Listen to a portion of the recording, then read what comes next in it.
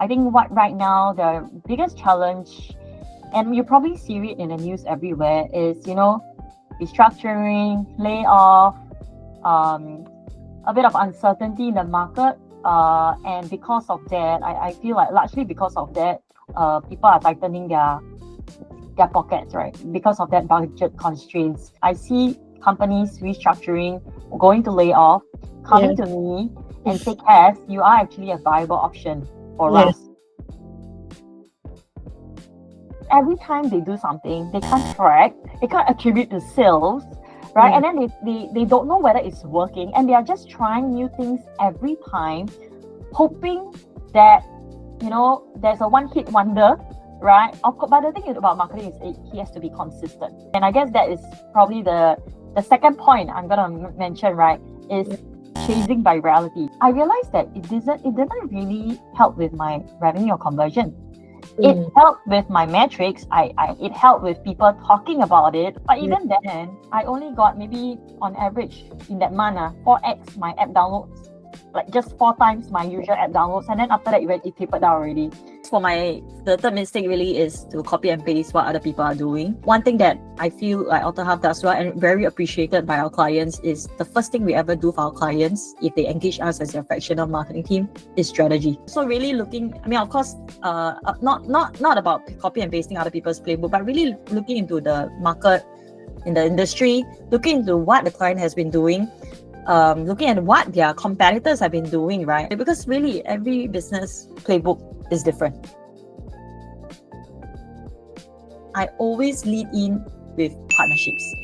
I think it is probably the only way to double your exposure without doubling your costs. I think for partnerships, the marketers is usually, you need a little bit of business development knowledge to broker a deal with the partner. Once it does well, I can see it doing so well, because I think one that I'm super proud of again till today, right? It's Chope's partnership with CapitaLand. Eventually they became one of the investor in Chope because of the success they saw in this partnership. The second one is, Suraj, you would be familiar with influencer, right?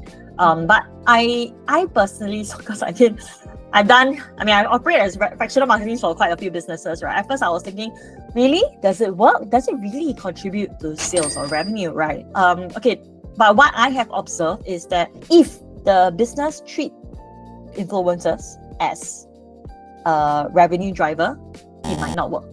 But if the business treat influencers as content creators, it might work. I think in every partnership, the first thing I always go into a conversation is like, okay, can you tell me what your business objective is? Like, or maybe what is your function objective, right? And then while they talk through it, right, then I'll be like scrambling in my head to like, okay, what can we do to give them what they want so that they will find it very attractive to work with us?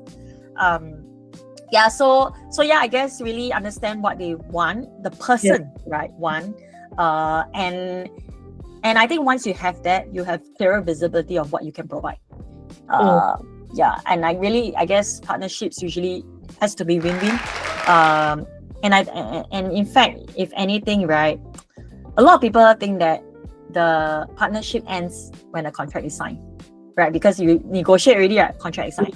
But actually the tough part is getting the partner to do what they said they will do. There's one buzzword that you would definitely know, Surab. I would say it. If there's nobody who is leveraging on AI right now, then they are really missing out. The minute you said buzzword, my brain was like, confirm.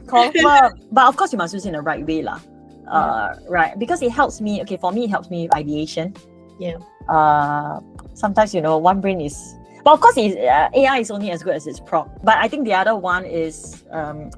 It's very interesting because one of the things that we do, and because we operate as marketing teams for businesses, is we help the business grow organically through your organic sources like your social media, your email, right? And even like your partnerships and stuff like that to get these first party data. I think that is something that might not be a trend, but it's something that I always think that SME should think of instead of thinking that marketing is always about digital marketing, which honestly is actually a debunk myth, by the way, because I really, every time I talk to some SMEs, they be like, oh, they always go straight into ads. I guess because there's so many ad agencies out there that make their mind think that marketing equals to ads, but there's so much more to marketing, man.